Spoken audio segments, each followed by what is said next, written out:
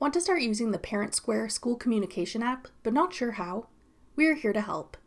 I'm Jessica, and in this video, I'll show you how to download and install ParentSquare. Note that this video will demonstrate on iPhone, but written instructions for both Android and iOS will be listed in the description box. Now let's get started. To download ParentSquare, first open the App Store. Go to the Search tab. Then type in ParentSquare in the search bar. Tap ParentSquare when it appears in the search results. Then tap Get. If prompted, use Face ID or enter your password to confirm that you want to download the app. Wait for the installation to complete. Then tap Open to start using the ParentSquare app.